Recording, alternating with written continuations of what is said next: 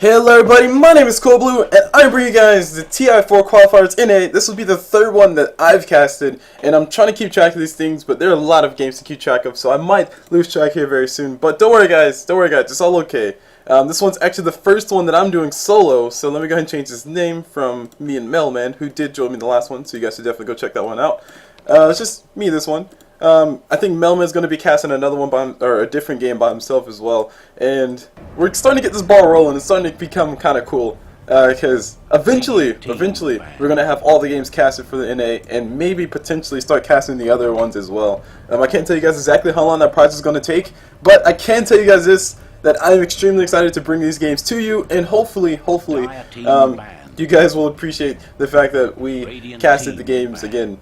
Even though 20 other people have casted them before, but we're throwing our hats in the ring. Cause why not?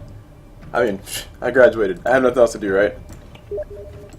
So anyway, the game's going to go through. This is going to be a game of Dota, of course, of top 5 versus CNB Esports Club Dota 2, and I don't know what to expect from this game. I haven't really been following the TI stuff all that much.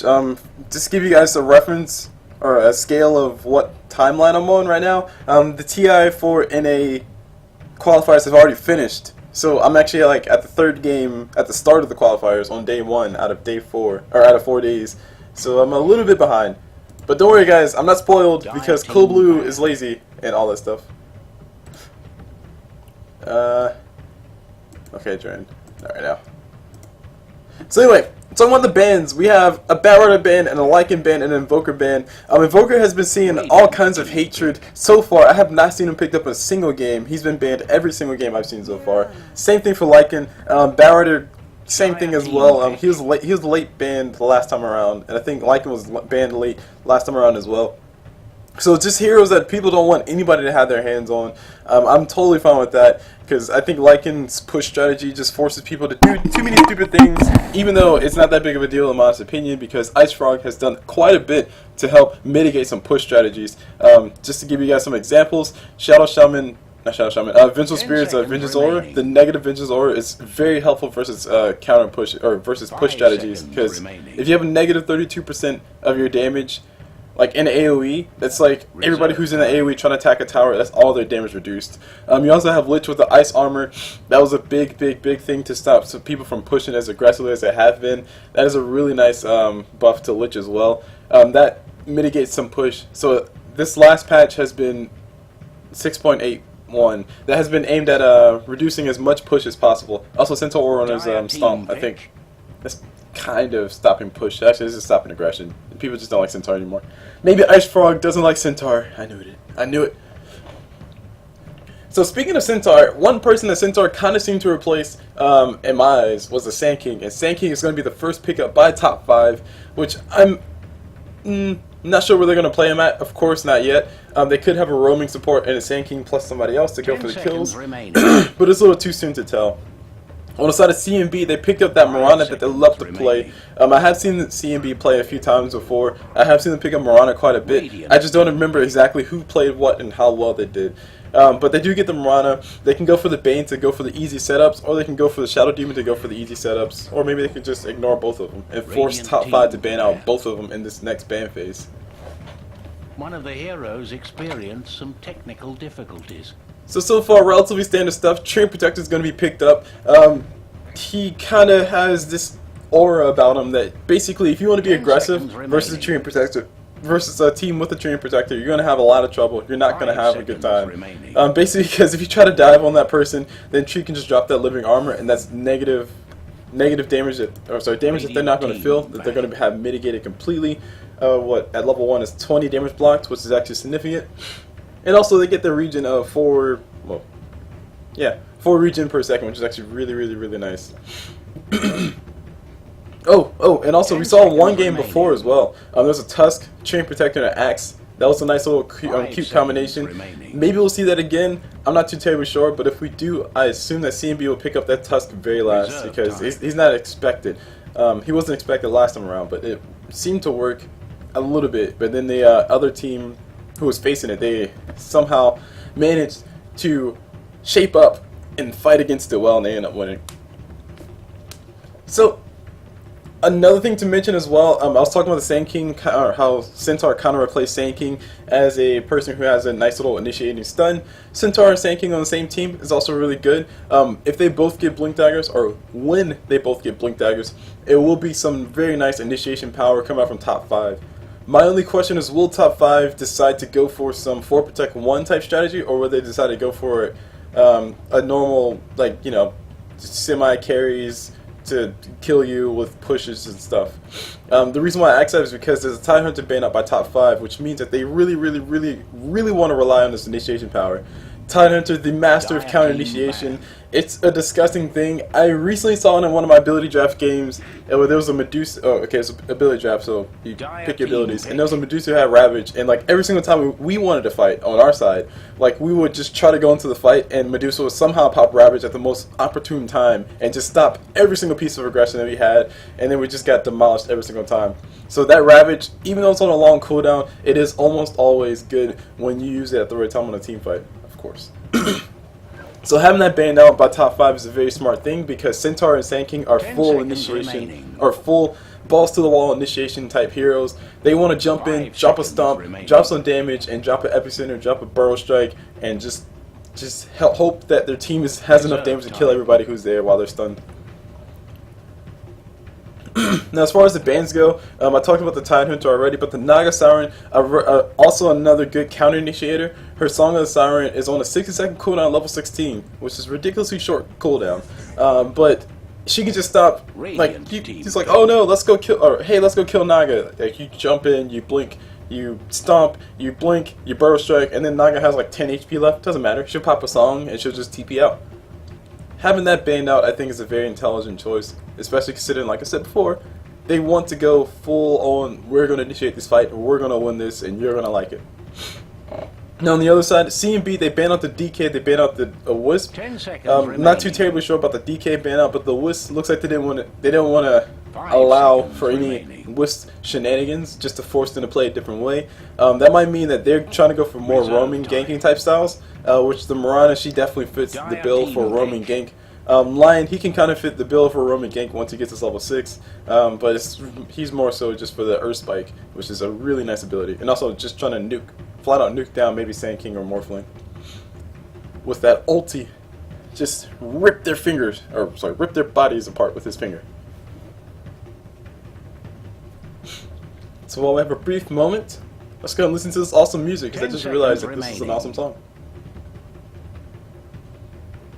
5 seconds remaining. Very upbeat, very high speed. Makes me feel like I'm running through a forest.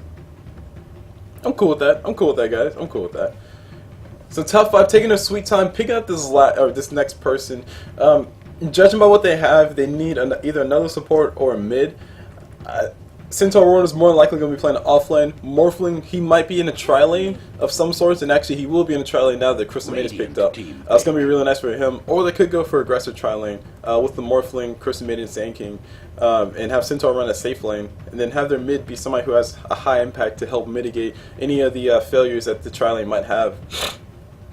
But for the most part though, Crystal Maiden, Sand King, that's usually a sign of a tri-lane with +1, so it could be Crystal Maiden, Sand King, Centaur, which that would be cool. That would be a cool kill lane, sure. Or it could be Crystal Maiden, Sand King, and Morphling, which that can as well be a really easy kill lane. That Frostbite level 1, doing so much work. It has just enough range to be annoying, and just enough duration to make sure that you die every single time. 1.5 second duration for our heroes. That'll give Sand King just enough time to get close enough to get his burrow strike, and then Morphling can finish up with his damage as well. I do expect to see first blood from either their tri-lane or maybe the opposing tri-lane, but it depends on what CNB decide to do, even if they even decide to do a tri-lane. Dire team ban. And so far, as it goes, things are shaping up to be a tri-lane of some sorts on CNB. Mirana, Train Protector, Lion. I'm not a huge fan of that tri-lane, if it is going to be a tri-lane for them.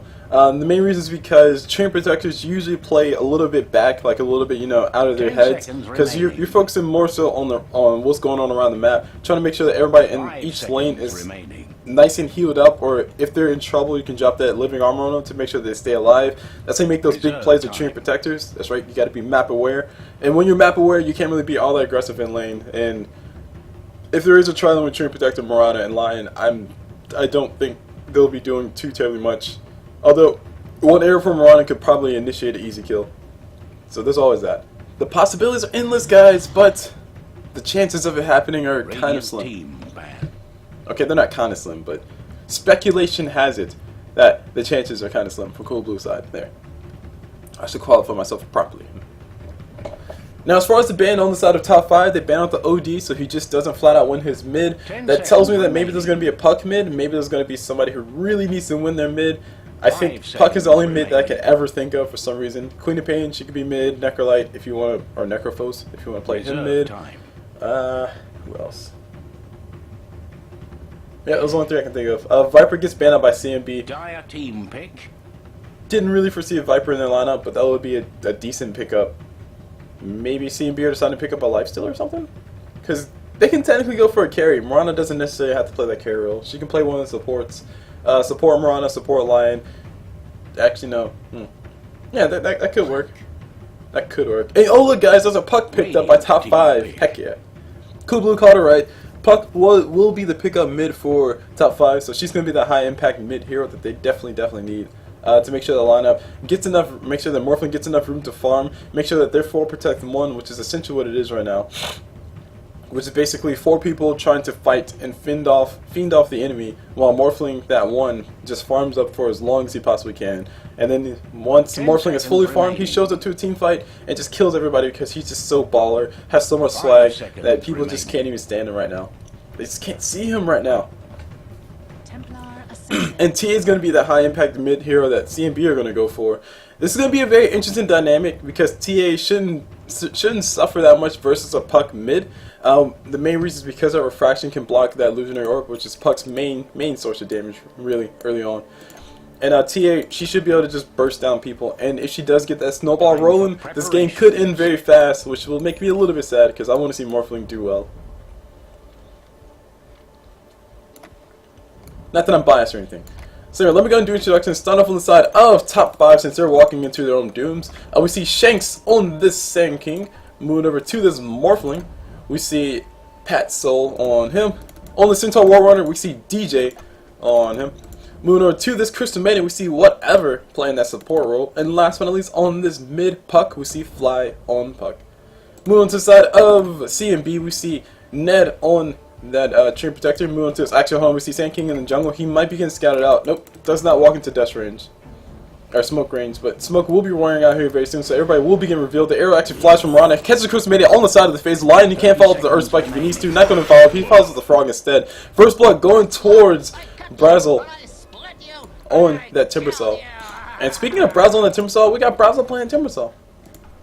And on this Mirana, we have Kingrid on Mirana. On this Lion, who has a very ugly face, we see Baga on him. And last one is on this Templar Assassin, we see 4DR HyperX / Unpause. I shall call you 4DR.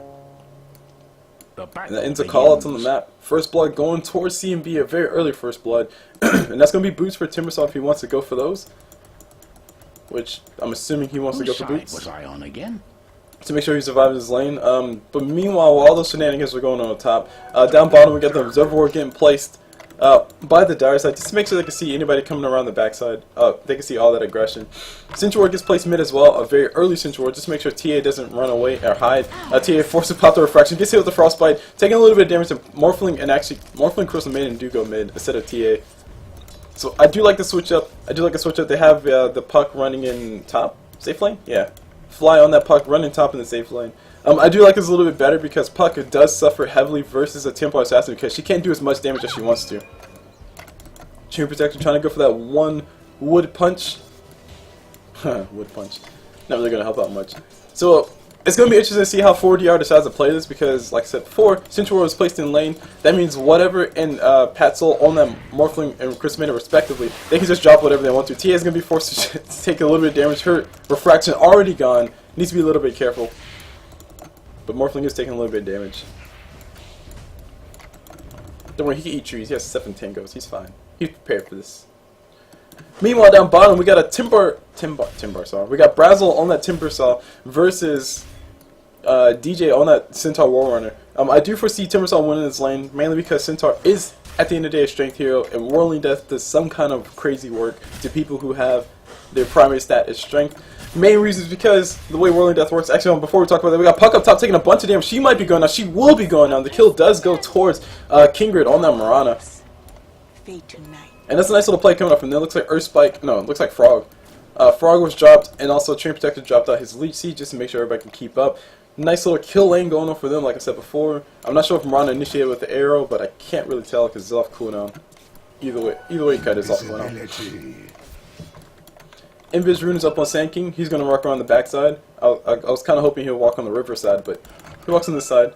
He's going to try to go straight forward, a Burrow Strike on top of TA. TA is going to be forced to meld if she does have it, which she will have it by the time he gets there. Just one more creep. And actually, no, I lied. She won't have it. She's going to be backing away. The rotation is coming in from that Train Protector, though, to help out. Sand King might want to think twice if he does see her, or maybe they can possibly go for a double kill. Right, Sand King sees Tree. Tree doesn't see Sand King, of course, because Sand King is invisible, and Sand King does decide to back away. He's going to go ahead and go back in lane. The missing was probably called. Train Protector just came around just to make sure. Just make sure Tio is safe. Meanwhile, on top, Mirana is chasing a puck. Fly going to be running away. Kinger going to force him away. Baga on that line, looking for a Frog. The Frog's not going to be coming through in time. The leap does come through from Mirana already, and now the Frog does come out, coming on top of Puck. Fly might be going out here very soon. The Illusionary Orbit is not available. She's only level 1. She's been zoned out so freaking hard. Nice little dodge coming out from the damage right there, but I think she still might be dying. One more right click is all they need. Lion has a Frog in 19 seconds. Looks like it was just barely enough on Puck's side to actually make it out alive. Meanwhile, Temple Assassin in a lot of trouble. She's going to be taking a bunch of damage. She will be forced to back away. She can actually meld around the corner if she needs to. Train Protector Living Armor comes through. Morphling waveforms in. He might be in a little bit of trouble now because Train Protector's around the corner. Tree is going to go ahead and drop his Leech Seed on top of Crimson Maiden by looks over. Yes, he will drop his out of Crimson Maiden. Crimson Maiden is going to body block Morphling like a baller for him. There's one kill going towards one person. Morphling is officially out of mana. They do force him away. Nice little TP support coming in from Lion. Just helping everybody out. Meanwhile, down bottom, Timber Saw taking a little bit of damage. Brazzle popping himself a healing stomp. We're going to be able to make it out alive. It looks like a Burrow Strike plus a Centaur Stomp possibly happened on his face, and he is officially hurting. So as far as the item progressions that we see so far, same relatively standard stuff. Morphling going for that Ring of Aquila just to make sure he has those extra stats that he can morph to strength, and also so he can have the extra regen coming up from mana. We got Temple Assassin working on either. I doubt she's going to build a Ring of Aquila, but she could be building towards one. I'm assuming that she's going to be going for the fast Manta style, or sorry, fast Desolator, like Power Charge Desolator. Because that is typically what TAs do when they want to go for damage. Although, I will argue that she does need a Blink Dagger in this game. Just to make sure she can close those gaps and just get those easy explosions on top of people like Crystal Maiden and maybe even Sand King to some extent. On the other side, we see Crystal Maiden has absolutely no items. That's right, guys. No item Dota. Please report Crystal Maiden for feeding, whatever. Obviously, once these guys lose this game. Meanwhile, on top, Puck. She definitely wants these guys to lose this game. They're going to go ahead and die. I'm sorry, guys. I'm just joking. I'm not saying that seriously. Puck just got caught out. It looks like it was just a few pieces of damage. Lion has a bunch of control for Puck.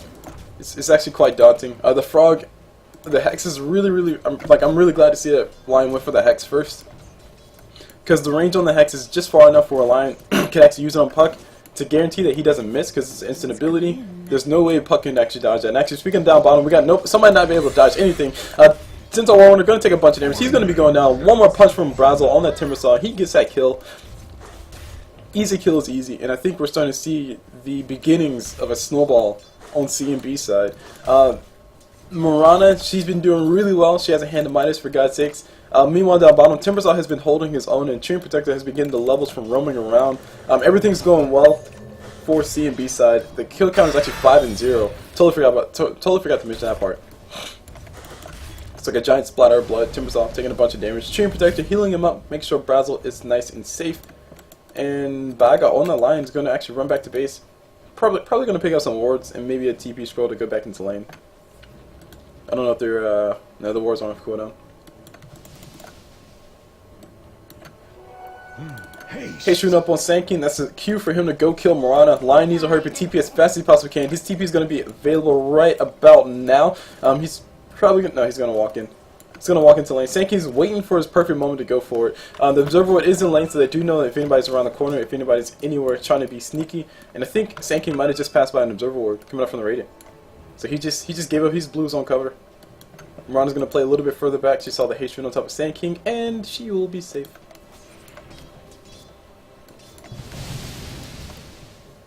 Clearly not. So as far as the last hits of the nines go, we got Timbersaw sitting at 35 last hits versus his counterpart, which is Puck, which has she's at 13 and 2. So a little shocking to see Timbersaw having so much. But then again, on the flip side of that, Centaur cannot get all that aggressive on top of Timbersaw, mainly because, well, he's a strength hero, like I said before. Whirling Death does some really good work versus strength heroes, namely Centaur Warrior, because he has actual. Whoa, we got a little bit of damage happening on our back corner. We got Shanks on that Sand King, gonna be going down. Nice little hex come out from Lion. That hex lasts for freaking ever, and I like lions who go hex. Okay, I guess that's not a fair statement. All lions go hexes, but the hex is really good. It's a really good hex. I think I think it's the best hex. Meanwhile down bottom, or meanwhile on top, we got Templar Assassin picking up for Crimson Maiden. Phase boots are finished up on her. I think I said power treads and a Desolator. Okay, phase boots and a Desolator. My bad, guys. Oh, the courier! Oh, the courier! Oh, PA. Or not TPA. TA could not get that last hit on top of that courier. She's close to it though. Meanwhile, on top we got Fly on that Puck. Gonna be going down once again. Easy kills, easy Lion with the easy setups. The new combination, guys. New school meta is. Before we talk about that, we got Timbersaw in a little bit of trouble. Sand King plus Centaur Warrior trying to get the kill on top of Timbersaw. Timbersaw going to still somehow be alive. He actually might get the kill on top of Centaur. Not going to be able to get close enough. He actually does get the kill on top of Centaur. Oh no. Yeah, he got the kill on top of Sand King instead. So easy kill for him. Nice little turnaround fight, and still 0 kills on the board for top 5. They have not been able to claim anything. Nothing has gone their way. And I'm pretty sure they're feeling pretty bad right now. Hopefully they keep fighting though, because there is still a chance if they can get enough room for Morphling to farm, which he has been free farming essentially. 46 last hits. He's officially caught up with the Timbersaw, who is the lead on the side of CNB side. But Morphling's going to need a lot of items to actually counter all these guys. Like, I don't even know if Lincoln Sphere would do it.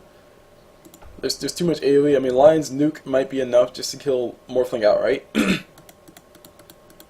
I really don't know what exactly Morphling could build. If I had to guess, I would just say maybe he should just go standard, go for the Lincoln Sphere, and then go into the Lincoln Sphere, and then he can go into something else, maybe like a Manta style, just to keep himself nice and survivable, give himself the stats, and also give himself the agility that he can switch to strength when he needs to. But even with all that said, I mean, a Lincoln Sphere is going to block only one spell, and the only one spell that can actually block is maybe a Hex from Lion, which is a big deal. That's a big spell right now. But, depends. Anyway, Fly on that Puck, going to be forced to run. Nice little silence on top of Mirana. She actually might be able to get the kill on top of Mirana. She does decide to turn around and fight. It looks like she does not decide to turn around and fight. The Sand King's going to be coming around the corner. Blow Strike does fly through. Mirana trying to get that Moonlight Shadow off. She's going to be able to get it off just barely. Nobody has any detection on the side of top 5. If Puck had a silence available, she could drop it and maybe get the kill on top of Mirana. And the reason for that, for all those who don't know, Moonlight Shadow doesn't work if you're silenced. It's kind of like Ricky's permanent invisibility. But sadly, it was on cooldown.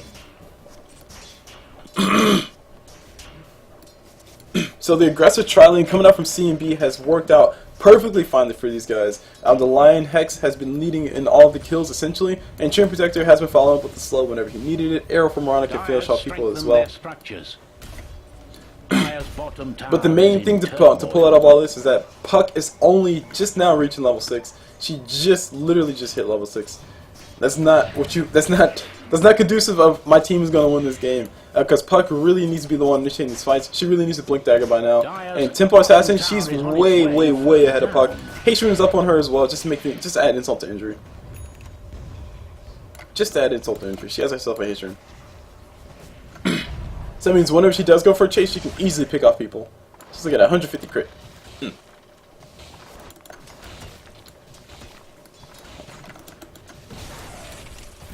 But at the very least, Morphling has to stay relatively safe. 0 kills, 0 deaths, and 0 assists. Meanwhile, top we got Sand King in a little bit of trouble. He gets hit with the arrow from Rana. Those are the nice little... Oh, wow, okay.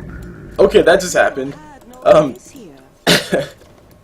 was gonna say, Sand King gonna be able to sustain Storm just in time before he dies, but not enough. Apparently, the second star will always hit, even if you're invisible. It's undodgeable. It's undisjointable.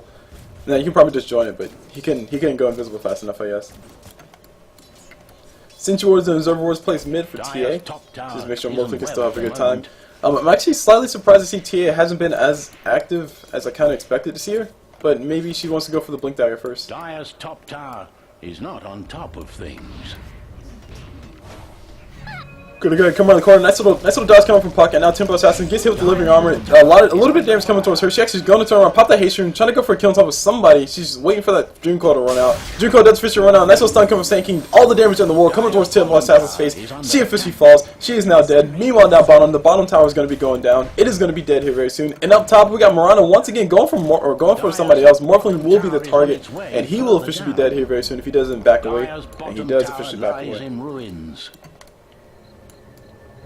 Dire's bottom tower is in turmoil. Radiant's middle tower may need a So all that really resulted out of all that craziness was that Temple Assassin dies mid, trying to go for a nice little fancy dive. She actually got caught out really nicely, so really good, really well played by top 5. And the bottom tower for top 5 is actually went down, so I think that's the second tower that they've lost. They've actually claimed 0 towers on their side. And oh, Lion's level 6 now. That is a, what, 450? Oh, 600, my bad. 600 damage nuke. 600 damage nuke coming out from Lion. Just gonna just poke you to death. Look at him. He looks angry. Okay, he's apparently angry, guys. Joan of Endurance was actually picked up by Templar Assassin, which I was gonna say she might be going for, but actually she didn't. Alright, she did, and I didn't call that she was going for it. I still would prefer to see a Blink Dagger though. Just to see her get closer to people like Centaur and Sand King and just blow them up, or maybe just to close that gap between her and Crystal Maiden before the Frostbite falls out. Sand King doing some Sandstorm farming. We see the doo-doo-doo going through. He's getting a lot of kills on top of these creeps. Okay, not yet, but they'll die eventually. And Shank's trying to farm go for what looks to be a Blink Dagger. Very good item for him to go for. He can also go for the Arcane Boots, but I think Blink Dagger is more important at this point in time. Blink Burrow Strike is going to be the bread and butter of top 5's side.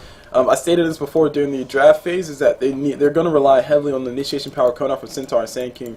And Centaur, he almost has his Blink Dagger online too. Once those Blink Daggers do come online though, I think CNB will have a little bit of a trouble trying to get into these positions that they want to get into. Luckily, they had the Moonlight Shadow available from Morana to help them disengage the fight, but they can only do that but so often. Meanwhile, Puck, wow, okay. Crystal Maiden just got murdered in her face. She got hit with Timber Chain, which is pure damage, of course, which is what, 180 pure damage, plus a Whirling Death, which is 250 pure damage once again. Wait, does Crystal Maiden only have 500 HP? Okay, she only has 606 HP, but I assume there was a right click thrown in there or something like that. Dire's middle tower is under attack. Or maybe she was low, a little bit low in HP? I don't really know, guys, but this is what happens when you play supports. You get low HP, people would say, oh my gosh, the support's dying so much, why do they feed? It's not because they're feeding, guys, it's because it's hard out here for support, man. You're trying to support your team and you have no items, and then like once you get caught, like as soon as you get sneezed on, you just pretty much die.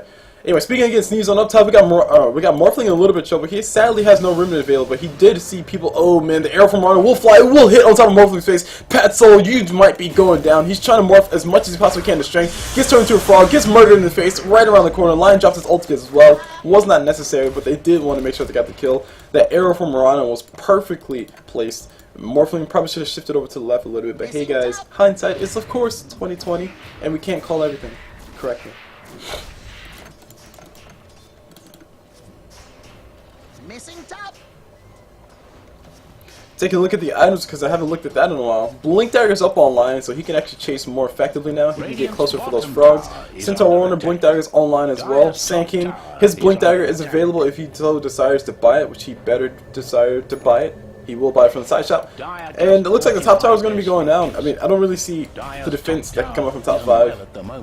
But Like, they could possibly drop a Dream Coil, but Treant Protector can just drop an ulti and kill everybody. Radiant's bottom tower Help his team kill everybody. They smoke in, Centaur, or Sanky's gonna go ahead and pop himself at Epicenter. He blinks in, catches everybody, as many people as possible can. Arrow from one does fly through. Nice little drop of Dirbits. Nice little Centaur Warren ulti trying to counter initiate fight. The counter initiate fight actually comes out from the Treant Protector. Now everybody pretty much who showed up on the top 5 side do go down. Morphling a little bit trouble. Waveforms out. Crucifix, he's in a lot of trouble now. Taking a nice little taking a few right clicks. Gets slowed by Temple Assassin. Temple Assassin wants his kill. She does get the kill. Arrow from Rana is going to follow up just to make sure it was perfectly on target. And I think the only people to survive are Morphling and Centaur Warrunner. That top tower doesn't even survive itself. And it looks like these guys are going to continue the push, which I do agree with. Puck ulti's on cooldown, they know that. Crucifix, her ulti's available, but she can't survive long enough to get any meaningful damage out of it. And all the other ultis are down. Centaur Warrunner ulti should be up soon, and by soon I mean in 40 seconds, but 40 seconds is time that this tower may not have. Say the best way for these guys to fight is maybe if they fight like right there at the steps. But I seriously doubt CNB will all clump up around there. We got Treant Protector actually waiting around the backside. His ulti is only 9 seconds left on the cooldown, so it'll be available for the next team fight. That's a really ridiculously short cooldown, 70-second cooldown. And guys, I don't know if I said this in a while, but basically any ulti or any ability that's on a 60-second cooldown will essentially be available at least once for every single team fight that'll happen from there on out. 70 seconds is only 10 seconds above 60 seconds, so that's technically within the realm of, okay, this is available every single fight. And this is case in point. Treant Protector just used his ulti, but it's still available right now. Anyway, Centaur comes forward, he throws out some nice little sounds coming up from Puck, and Puck's going to illusion or mount to make sure she doesn't get in trouble. Beautiful burst shot coming up from Centaur, or coming from Sanking. The ulti comes off for Treant Protector, he's going to go ahead and turn around, get a lead seat on top of Crucifix, and now he's in a little bit of trouble. He might be going out here very soon. The tree is invisible, but he is going to be getting scouted out here very soon. Actually, no, he doesn't. The burst strikes do come through. Treant Protector is just barely invisible. He has no nature's guys. He's going to go ahead and TP out while he can, and somehow he survives. Doesn't walk in the most obvious directions, walks in the most convoluted directions. Actually, he's kind of stumbled over there, drunk or the like.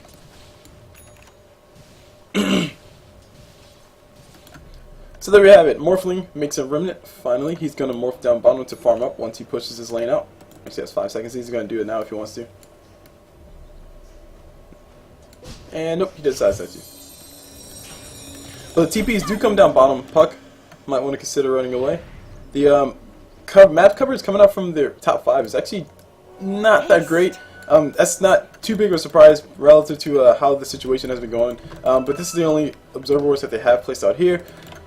Whereas you see on CNB, they have the aggressive wards. They're positioned in such a way that they can say, okay, we can go for this bottom tower because everybody on the side of top 5 are in the wrong position. This observer ward is a very key ward. They can see who's coming through, who's going towards Roche, who's farming Ancients, who's coming down the bottom lane.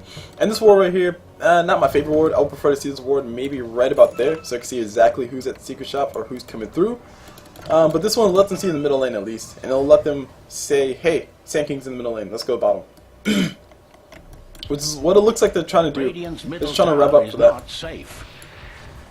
And boom, TA broke 100 last hits. So 100 last hits to TA, 100 last hits to or 101 last hits to TA, 101 last hits to Morphling. The items on Morphling's side, they're progressing. He's working for a Lincoln here. But he's a little ways away from that. He needs to get that Perseverance plus that recipe, which I think together is like 3,000 gold. Rana on the other hand, she's going to toss an arrow. The arrow will slap Puck in the face. That's a long duration arrow. Dead Puck is dead. Nice little arrow coming up from Kingrid. And I'm pretty sure Fly is feeling pretty upset about that.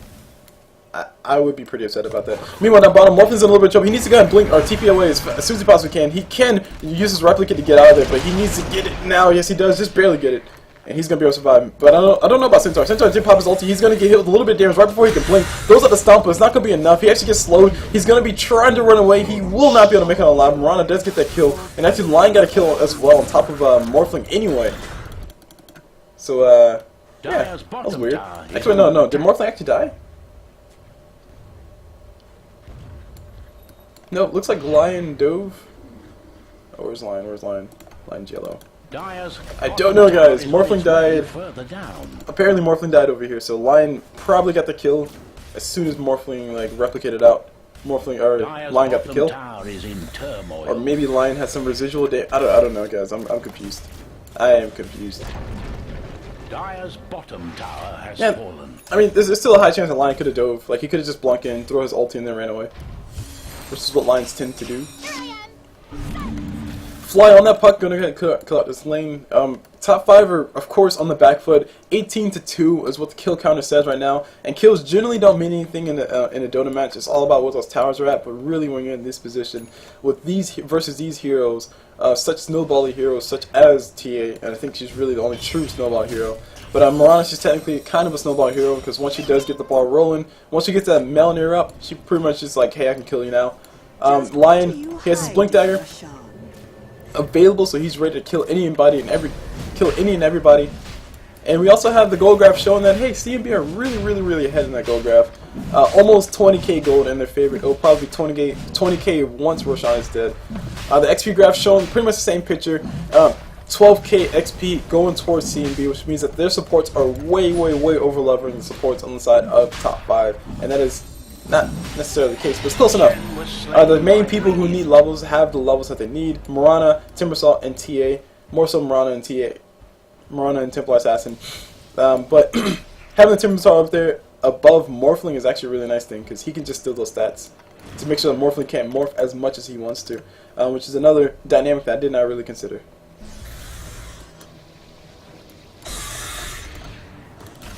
Oh, and a Bloodstone's up on the Timbersaw. Okay, cool. Says, yo dog, I heard you liked HP, so I bought you a Bloodstone. Okay, wasn't that funny? I agree, guys.